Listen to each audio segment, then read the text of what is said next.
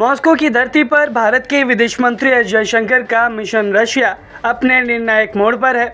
कल तक राष्ट्रपति पुतिन के साथ उनकी मुलाकात की चर्चा थी, लेकिन अब विदेश मंत्री एस जयशंकर ने अपनी रूसी समकक्ष सरगेई लावरोव के साथ एक अहम मुलाकात को अंजाम दिया और इस मुलाकात में वाइड रेंजिंग कॉन्वर्सेशन की गई, जिसने दुनिया के कई सारे देशों के कान खड़े कर दिए।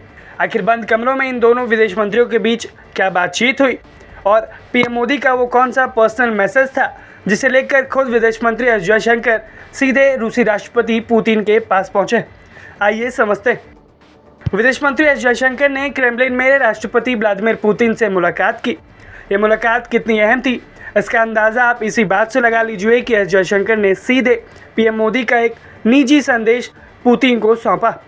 जयशंकर ने पुतिन को बताया कि पीएम मोदी न केवल एससीओ समिट में उनसे मिलने को बेताब है, बल्कि ब्रिक्स की शिखर सम्मेलन के लिए भारत में उनका भव्य स्वागत की भी तैयारी कर रहे हैं। वहीं पुतिन ने भी गर्मजोशी दिखाते हुए पीएम मोदी को अपनी शुभकामनाएं भेजी और साफ कहा कि भारत और रूस का जो रिश्ता है वो दशकों पुराना और अटूट है।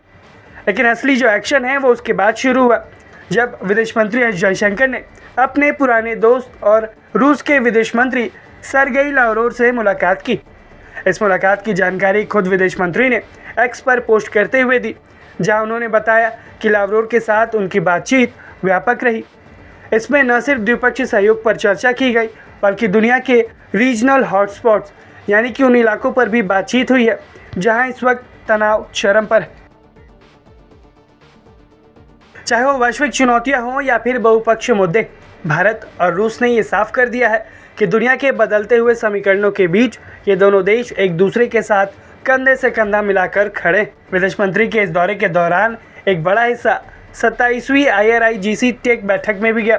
विदेश मंत्री जयशंकर ने राष्ट्रपति पुतिन और विदेश मंत्री लावरोव दोनों को ही ब्रीफ किया कि कैसे भारत और रूस ऊर्जा, फर्टिलाइजर्स और परमाणु ऊर्जा जैसे क्षेत्रों में नई ऊंचाइयों को साझेदारी में छू सकते हैं। वहीं रूस ने साफ किया है कि वो भारतीय किसानों की ज़रूरतों के लिए खाद की सप्लाई में कोई कमी नहीं आने देगा। वहीं हाईटेक सेक्टर में भी सहयोग बढ़ाने पर दोनों देशों के बीच मुहर लग गई है। यानी कि सिर्फ व्यापार नहीं, बल्कि ये एक ऐसी आर्थिक दीवार खड़ी की जा रही है जिसको हिलाना लगभग बाहरी ताकतों के लिए नामुमकिन होगा।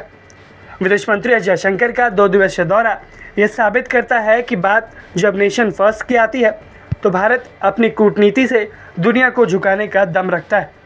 पुतिन का जयशंकर को खुद रिसीव करना और पीएम मोदी के लिए उनका विशेष प्रेम दिखाता है कि मॉस्को और दिल्ली की दोस्ती आने वाले वक्त में वैश्विक राजनीति का नया केंद्र बनेगी।